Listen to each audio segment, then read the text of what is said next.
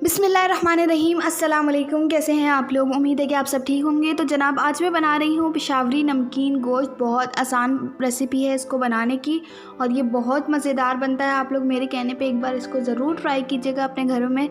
बहुत मज़ेदार बनेगा और सारे मसाले आपके घर में मौजूद होंगे।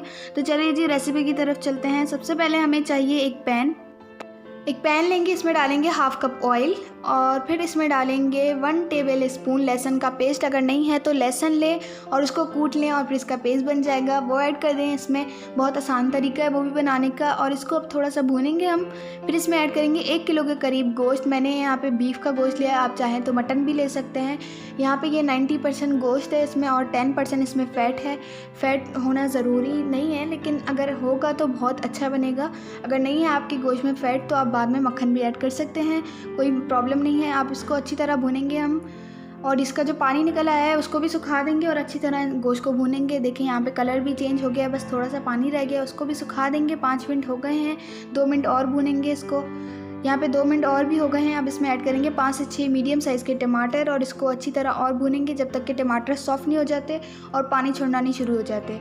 तो यहाँ पे मैंने टमाटरों को छोड़ दिया था, यहाँ पे थोड़ा पानी छोड़ना शुरू हो गए हैं।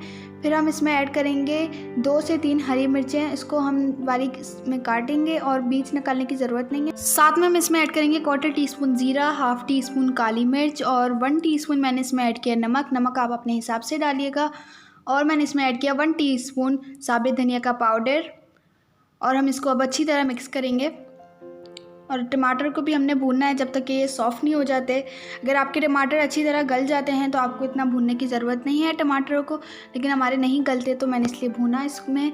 और मैंने इसमें डाला 1/2 टीस्पून शुगर और 1 टीस्पून सूंड यानी कि सूखे अदरक का पाउडर। शुगर मैंने इसलिए ऐड की कि इसको गोश्त गलने में आसानी होती है शुगर से, और शुगर का टेस्ट बिल्कुल नहीं आता क्योंकि बहुत कम डाली है, लेकिन इससे आसानी होगी गोश्त को गलने में, तो इसलिए मैंने शुगर ऐड कर दी इसमें। और यहाँ पे टमाटर भी गल गए हैं अच्छी तरह से, तब तक मैंने इसको भूना। अब मैं इसमें थोड़ा सा पानी ऐड करूँगी, इतना पानी ऐड करूँगी कि ये गोश्त आराम से डूब जाए इस पानी के अंदर। और फिर मैंने इसमें को दम पे लगा देना जब तक गोश्त गल नहीं जाता।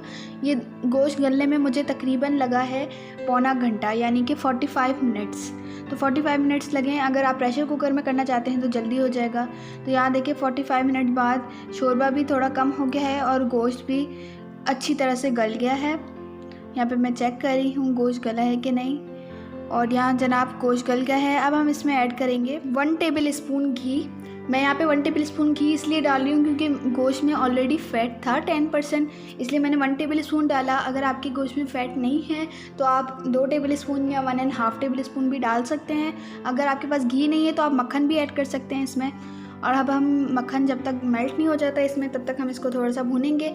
देखिए अब इसकी ग्रेवी, अगर आप इसकी ग्रेवी ज़्यादा करना चाहते हैं तो वो सारा टमाटर पे डिपेंड करता है, आप टमाटर और ऐड कर दीजिएगा। और यहाँ पे मैंने 1/2 टीस्पून काली मिर्च और ऐड कर दी। और काली मिर्च एंड में ऐड करना बहुत ज़रूरी है क्योंकि इससे टेस्ट और अच्छा हो जाता है। यहाँ पे बस मैं थोड़ी देर भूनूंगी और बस ये तकरीबन तैयार है। गोश्त हमारा नमकीन गोश्त तैयार है, बस थोड़ा टाइम और लगेगा इसको। और यहाँ पे देखिए नमकीन गोश्त बिल्कुल परफेक्ट तैयार हो गया है और इसी तरह का हमें कंसिस्टेंसी चाहिए। अगर आपको ग्रेवी ज़्यादा पसंद है तो आप टमाटर ज़्यादा ऐड कर लीजिएगा। और यहाँ पे है तैयार हमारा लजीज पेशावरी नमकीन गोश्त। आप इस रेसिपी को ज़रूर ट्राई कीजिएगा, बहुत आसान है। सब कुछ घर के मसाले हैं और इतने मसाले भी नहीं है, बस थोड़े से मसाले हैं और झटपट बन जाता है, बस गोश्त गल जाए। गोश्त गलने में थोड़ा टाइम लगता है, बाकी ये झटपट तैयार हो जाता है। आपने इस रेसिपी को ज़रूर ट्राई करना है और मेरे साथ इसके रिव्यूज़ आप इंस्टा पे ज़रूर शेयर कीजिएगा। मेरा इंस्टाग्राम लिंक नीचे डिस्क्रिप्शन में मौजूद है। तो जनाब, अगर आप लोग को रेसिपी पसंद आई है तो आप इस रेसिपी को लाइक और कमेंट ज़रूर कीजिएगा और मज़ीद इंटरेस्टिंग रेसिपीज़ के लिए मेरे चैनल को सब्सक्राइब कर दीजिएगा। अब मैं मिलती हूँ आप लोगों के साथ नेक्स्ट रेसिपी में, तब तक अपना ख्याल रखिएगा और मुझे दुआ में याद रखिएगा। अल्लाह हाफ़िज़।